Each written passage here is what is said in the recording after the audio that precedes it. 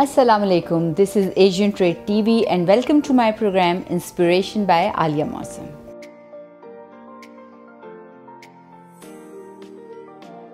आज के इस सेगमेंट में हम बात करेंगे हाउसवाइफ्स की भी, वर्किंग लेडीज़ की भी, and this segment is specially design for the working ladies basically. आज हम बात करेंगे उनकी कुकिंग स्किल्स की एंड मैनेजमेंट की। अक्सर ख़वातीन ये गिला करती हैं कि जब वो काम करती हैं थक के आती हैं, उनसे काम नहीं होता, घर का काम नहीं होता, मैनेज होना मुश्किल हो जाता है। तो इसके बहुत इजी टिप ये है कि लाइक आप घर में कुछ जब छुट्टी का दिन हो तो उसमें कोशिश करें कि 2-3 हांडियाँ बना के, सालन बना के रख लें।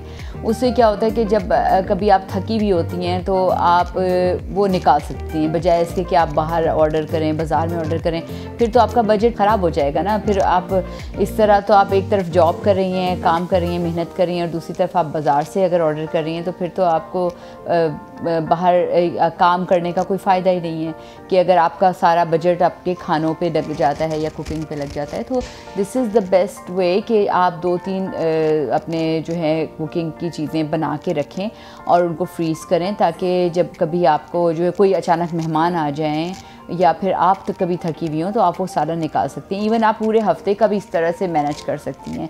तो फ्रीज़र्स होते हैं, अब तो कोई पुराने ज़माने भी नहीं रहे हैं कि जो है खाना ख़राब हो जाएगा या कुछ होगा, या फ्रीज़र में आपने रखा है तो वो भी कोई इतनी बड़ी बात नहीं है कि अगर फ्रीज़र का आप निकालती हैं और थॉ करती हैं और उसको कुछ समय कुक कर लें और जो है उनको बना के रख सकती हैं। इसमें आप जैसे मिसाल के तौर पे जो कबाब होते हैं वो आप कर लें कि उनको कबाब कीमे में जो है मसाला वगैरह डाल के तो उनको जो है एक भाप लगा लें, 1 कप पानी डाल के, तो उसमें आप वो रखें तो उसमें भाप लग जाती है, उनको रखें और फिर आप मसाला बना के, तो जब भी आपने खाना खाना होगा तो आप वो निकालें और आप अपना खाना बना सकती हैं इस तरह से।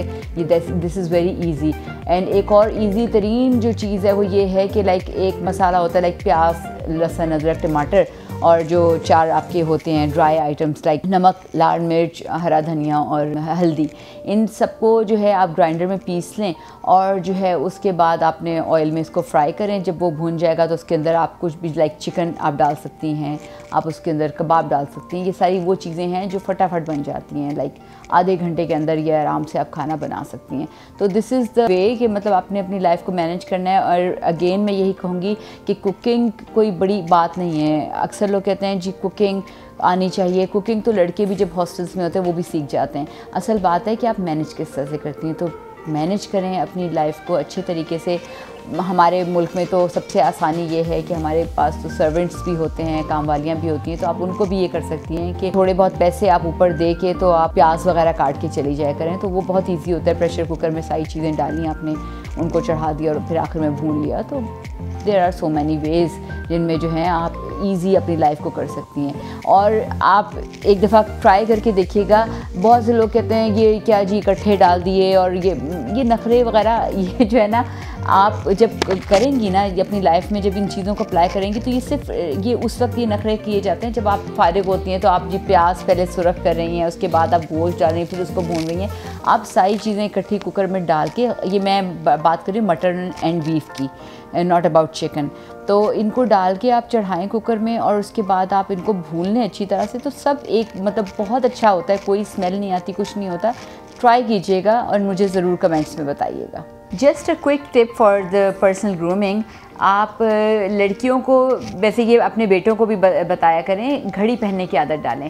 एक हाथ में आपकी जब घड़ी आपने पहनी होगी तो आप बड़ा अच्छा इंप्रेशन होता है। और जो है बाकी बेशक दूसरे हाथ में आप बैंगल्स पहनती हैं, नहीं पहनती, लेकिन एक हाथ में आपकी घड़ी ज़रूर होनी चाहिए।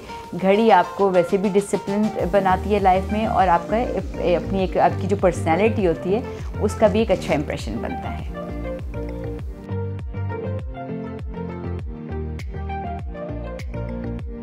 ज़िंदगी में बहुत सी कुछ ऐसी आपकी प्रैक्टिस होती है जो आपके आखिर उम्र में जाके नासूर बन जाती है। वो उसमें सबसे ज़्यादा जो मोस्ट इम्पॉर्टेंट चीज़ है वो है गीबत। आपके बहुत से फ्रेंड्स आते हैं, मेहमान आते हैं जो कि ब्लेसिंग्स लेके आपके घर में आते हैं, अपना रिस्क खुद लेके आते हैं और आपके साथ रहमतें लेके आते हैं। और आप जैसी अक्सर ख़वातीन की ये आदत होती है कि वो जैसे ही उठ के जाते हैं तो उनकी बुराइयाँ आप शुरू कर देते हैं। बहुत सी ख़वातीन ऐसी होती हैं जो गए हैं तो उनके वही कीड़े निकाल रहे हैं कि उनकी जो नेगेटिव चीज़ें हैं उनके बारे में डिस्कस किया जा रहा है। तो कोशिश किया करें कि हमेशा पॉजिटिव सोचा करें। आपके मेहमान आते हैं और आप जो है उन पे जो है तनकीद का उनको निशाना बनाती हैं, अक्सर उनके बारे में जो उनकी नेगेटिव चीज़ें होती हैं उनको पिक करना शुरू कर देती हैं। होता क्या है, ये आपका नासूर किस तरह से बनता है, ये आपकी आदत बनना शुरू हो जाती है। फिर आपको मज़ा आने लगता है, आप हर एक की बुराइयाँ तलाश करना शुरू कर देते हैं और आपके पास सिर्फ यही टॉपिक रह जाता है कि आप बुराई करें।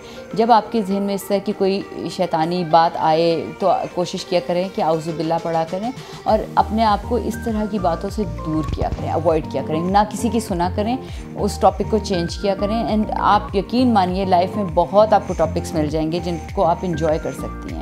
और अक्सर ख़वातीन के साथ ये भी होता है इशू के लाइक ससुराल के सबसे बड़ा एक वो होता है कि लाइक क्योंकि हर लड़की एक दूसरे नए घर में आती है और उसको बहुत सी चीज़ें नहीं पसंद आती हैं, तो वो आप डिस्कस करना शुरू करती हैं और फिर वही वाली बात कि वो आपका खुद ही नासूर आपकी लाइफ का ही सबसे बड़ा जो एक प्रॉब्लम है वो आप खुद बन जाती हैं। और ये याद रखिएगा कि कुरान में भी अल्लाह ताला हमेशा ये कहते हैं कि जो आपकी आजमाइशें और तकालीफ़ आपकी ज़िंदगी में आती हैं वो आपकी ख़ुद पैदा की होती हैं, अल्लाह ताला नहीं भेजते।